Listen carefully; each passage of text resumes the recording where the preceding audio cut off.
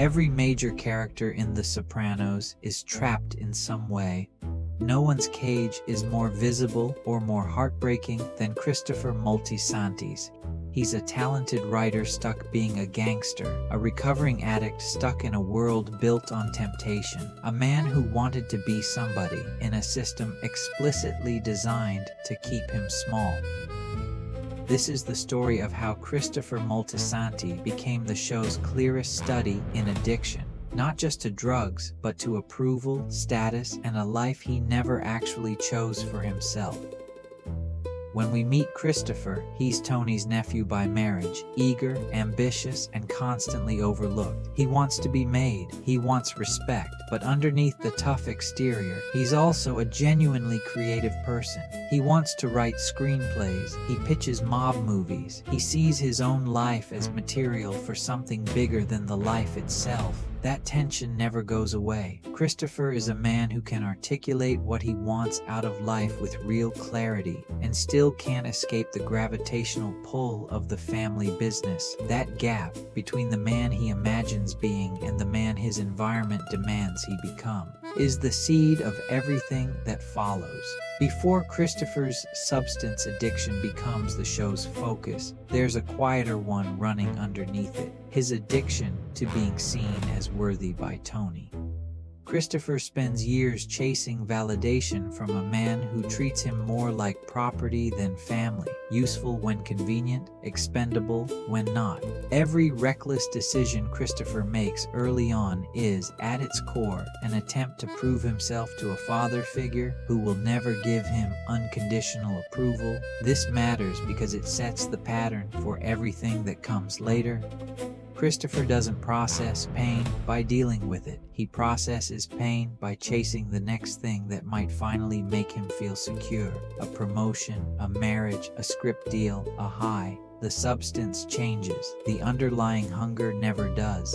Christopher's heroin addiction is one of the most clinically honest depictions of substance abuse on television at the time. It isn't romanticized. It isn't a single rock-bottom moment followed by redemption. It's cyclical. Sobriety, relapse, denial, temporary control, and collapse again, which is exactly how addiction actually tends to work. The show doesn't let Christopher off the hook for it, but it also doesn't pretend it's a simple moral failure.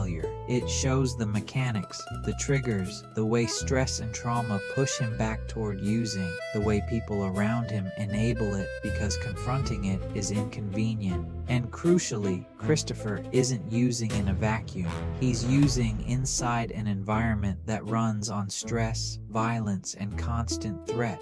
A workplace, essentially, that is almost engineered to make relapse more likely, not less. Almost everyone around Christopher has a reason not to confront his addiction honestly. Tony needs him functional enough to be useful, so he alternates between genuine concern and outright denial, depending on what's convenient. Adriana, his fiancée, loves him and covers for him, caught in her own version of the same trap: loyalty to someone whose problems she can't fix. In a world where asking for real help isn't really an option. This is one of the show's sharpest observations. Addiction doesn't happen in isolation. It happens inside a system of people who all have incentives, conscious or not, to look the other way. Christopher isn't just fighting his own cravings. He's fighting an entire ecosystem that benefits in various ways from him staying exactly as broken as he is. Christopher's later relapse, after real sobriety, after a wedding, after what looks like genuine progress, is one of the most devastating arcs in the show, precisely because we've watched him fight for something better and lose it anyway. It reframes everything. Sobriety was never a finish line. It was a fragile, ongoing negotiation with a life that never stopped pulling him backward.